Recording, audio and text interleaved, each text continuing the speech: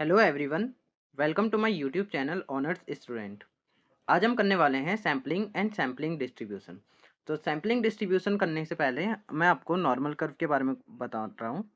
तो देखिए, normal curve ऐसा होता है बेल शेप कर्व, जो कि सिमेट्री होता है। सिमेट्री मतलब होता है कि आधा इधर है तो आधा उधर होगा। तो जितना इधर है यानी कि 0.5 पार्ट इधर है तो 0.5 पार्ट इधर होगा। ये होती है सिमेट्री की डेफिनेशन। एंड जहाँ पे ये लाइन हॉरिजेंटल लाइन को टच करती है, इसको हम बोलते हैं मीन, जिसको हम म्यू से रिप्रेजेंट करते हैं। तो फॉर एग्जांपल अगर कोई क्वेश्चन है कि म्यू है 18 एंड जो सैंपल मीन हमने फाइंड करा है, सैंपल मीन आ रहा है 12। तो अब हमें ये बताना है कि क्या चांसेस है कि मीन जो है वो 12 या 12 से ग्रेटर होगा। तो 12 या 12 से ग्रेटर के लिए हम एक फॉर्मूला लगाते हैं।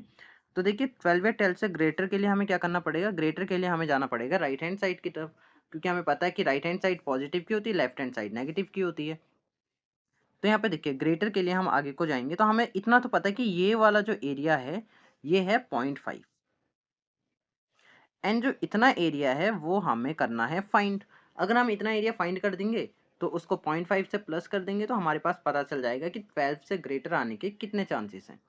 तो अब ये इतना सा जो एरिया है, इसको फाइंड करने के हमारे पास एक फॉर्मूला होता है, जो कि होता है z इज इक्वल टू में x।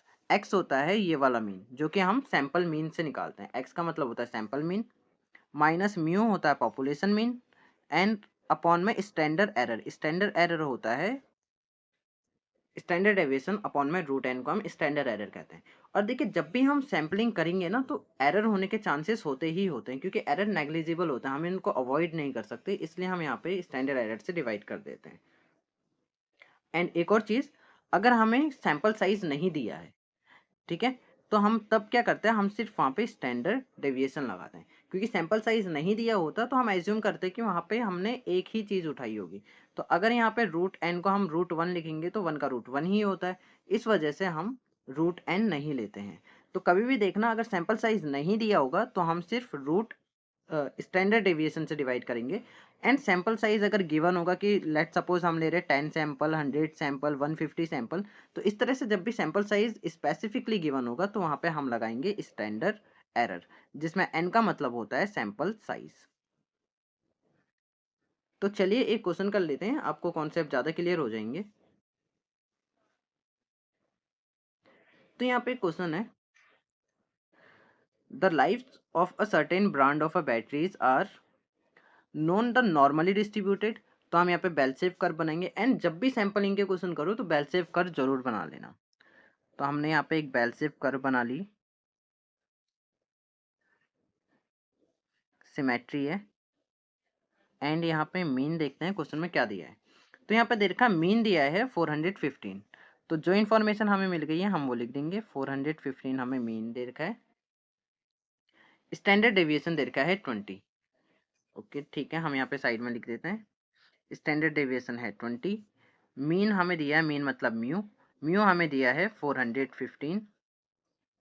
एंड अब हमसे पूछा क्या है, यहाँ पे बोल रखा है a randomly selected battery have a life of 412 और मोर। तो यहाँ पे हमें ए पार्ट के लिए 412 मतलब हमें एक्स दिया है 412। ओके, अब यहाँ पे बोल रखा अ रैंडमली सिलेक्टेड बैटरी, यानी कि एक ही बैटरी सिलेक्ट हुई है। तो हम क्या करेंगे, रूट एन को हम ले लेंगे 1, तो 1 का रूट होता है 1। तो स्टैंडर्ड डेविएशन डिवाइड बाय 1, तो इसलिए हम यहाँ पे क्या करेंगे, सिर्फ स्टैंडर्ड डेविएशन लिखेंगे, रूट एन नहीं लिखेंगे, क्योंकि यहाँ पे ए बोल रखा है, ए का मतलब होता है 1।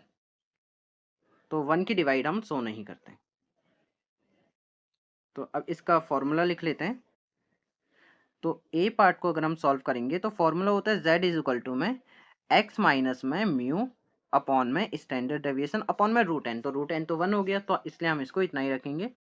x हमें दे रखा है 412 माइनस म्यू हमें दे रखा है 415 अपॉन में स्टैंडर्ड डेविएशन हमें दे रखा है 20। तो ये आ जाएगा 3 अपॉन में 20, नेगेटिव का 3, तो ये आ जाएगा नेगेटिव का 1, नेगेटिव का 0.1 0.15। अब देखिए यहाँ पे z की वैल्यू आई है 0.15।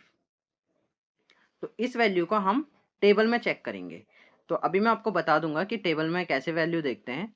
तो जब हम इस वैल्यू को टेबल में चेक करेंगे तो हमारे पास जो आंसर आएगा वो आएगा z is equal to negative का 0.15। इस वैल्यू को हम टेबल में देखते हैं कैसे चेक करते हैं। तो ये टेबल है जेड टेबल। अब देखिए जो नॉर्मल डिस्ट्रीब्यूशन कर्व होता है सिमेट्री होता है, यानी कि जितना लेफ्ट साइड होगा उतना ही राइट साइड में होगा। तो जितना एरिया लेफ्ट साइड में होगा उतना ही एरिया राइट साइड में होगा। तो हम नेगेटिव का 0.15 देखें या पॉजिटिव का 0.15 देखें उससे फर्क नहीं पड़ता। तो यहाँ देखिए कैसे देखते हैं हम, 0.1 इधर है एंड 0.1 के बाद जो 5 वाला नंबर है वो हम यहाँ पे देखेंगे। ओके, तो पॉइंट के बाद पहला नंबर हमें देखना है वर्टिकल लाइन में एंड दूसरा नंबर देखना हॉरिजेंटल लाइन में। तो 0.15 यहाँ इसका इंटरसेक्शन हो रहा है इस जगह पे 0.0596। इस वैल्यू को हम उधर लिख देंगे।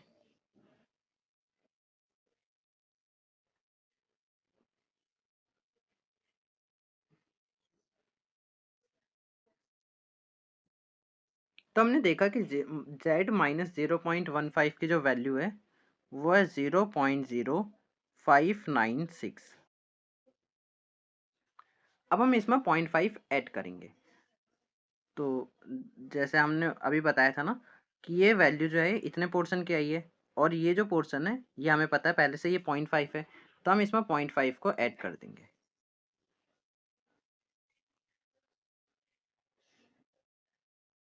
तो हमारे पास जो वैल्यू आएगी, वैल्यू क्या थी, probability of x greater than और इक्वल टू 412। तो इसका जो आंसर आएगा वो आएगा 0.5 प्लस में 0.0596। तो हमारे पास जो आंसर आ जाएगा वो कितनी प्रोबेबिलिटी आएगी, 0.5596। तो ये इसका आंसर हो जाएगा। नेक्स्ट क्वेश्चन है रैंडम सैंपल ऑफ 10 बैटरी। अब यहाँ पे सैंपल साइज हमें दे रखा है 10, तो √10 लेना जरूरी है। मीन लाइफ हमें दे रखी है 412 और ग्रेटर। तो इसको भी सॉल्व करते हैं। देखिए यहाँ पे हम बनाएंगे नॉर्मल डिस्ट्रीब्यूशन कर्व। हमारे पास जो पहले मीन था वो था 415 एंड हमसे पूछा है 412 का। तो सेम इतना पोर्शन जो है 0.5 है एंड इतना पोर्शन जो है वो हमें फाइंड करना है। तो फाइंड करने के लिए हम फॉर्मूला लगाएंगे z इज इक्वल टू में x माइनस में म्यू अपॉन में स्टैंडर्ड डेविएशन। अब यहाँ पे हमें सैंपल साइज भी दे रखा है तो √10 लगेगा। तो वैल्यू पुट करेंगे, x की वैल्यू है 412 जो कि सैंपल मीन होता है, माइनस में पॉपुलेशन मीन 415 जो क्वेश्चन में दिया होता है। स्टैंडर्ड डेविएशन हमें क्वेश्चन में दे रखा था 20 एंड √n हमें दे रखा है 10। अब जब हम इसको कैलकुलेटर में सॉल्व करेंगे तो हमारे पास जो आंसर आएगा वो आएगा 0.47। इस बार भी हम इसको सेम पिछली तरह ही देखेंगे टेबल में। तो देखिए 0.4 है तो पहला पॉइंट जो होता है वो उसको हम हॉरिजेंटल में देखते हैं, तो यहाँ पे कहीं 0.4 लिखा होगा एंड जो दूसरा पॉइंट है तो हम उसको देखते हैं, पहले पॉइंट को वर्टिकल में देखते हैं, दूसरे पॉइंट को हॉरिजेंटल में। 0.07 को हम हॉरिजेंटल में देखेंगे। तो यहाँ पे जहाँ पे भी ये दोनों इंटरसेक्ट कर रहे हैं यहाँ पे एक वैल्यू लिखी होगी जेड टेबल में और उस वैल्यू को हम यहाँ पे उतार लेंगे।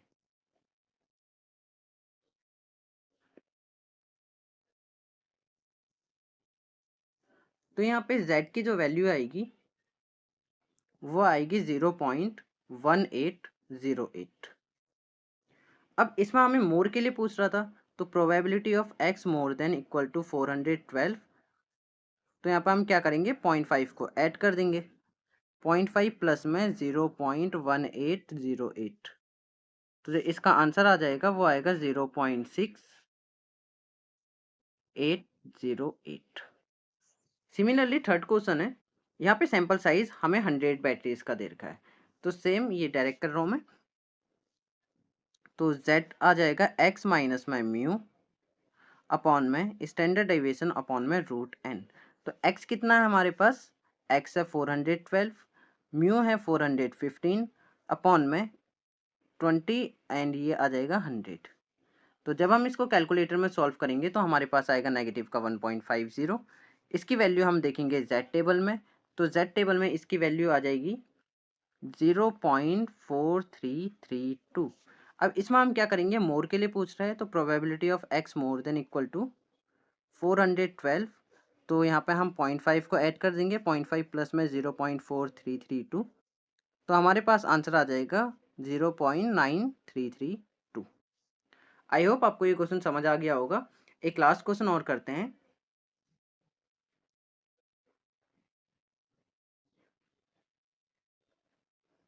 हेलो फ्रेंड, तो हम करते हैं इसका सेकंड पार्ट। सेकंड पार्ट में हमें एरिया निकालना है 118 एंड 121.6 ग्राम के बीच में। तो यहाँ पे देखिए 120 हमने बेल शेप कर्व बनाई, 120 हमारे पास था पॉपुलेशन मीन जो कि मेन क्वेश्चन में दिया था, एंड पॉइंटर्स में हमें इन दोनों के बीच का एरिया निकालना है। तो इन दोनों के बीच का एरिया ये वाला एरिया होगा। तो हम इसमें दो पार्ट बनाएंगे, एक तो इन दोनों के बीच का एरिया निकालेंगे एंड दूसरे पार्ट में इन दोनों के बीच का एरिया निकालेंगे एंड देन लास्ट में दोनों को ऐड कर देंगे, तो हमारे पास एरिया आ जाएगा 118 से लेके 121.6 तक। तो यहाँ पे देखिए Z1 जो है ये फॉर्मूला लगेगा उस पर, तो x हमारे पास है 118 माइनस में म्यू जो कि होता है पॉपुलेशन मीन, वो है 120 अपॉन में स्टैंडर्ड डेविएशन है 16 अपॉन में √100। तो जब हम इसको कैलकुलेटर में सॉल्व करेंगे तो हमारे पास आ जाएगा 1.25।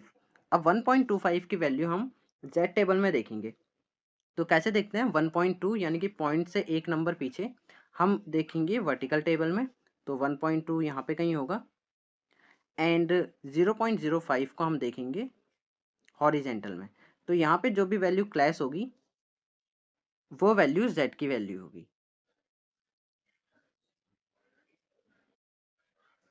तो टेबल में z की वैल्यू आ रही है 0.3944।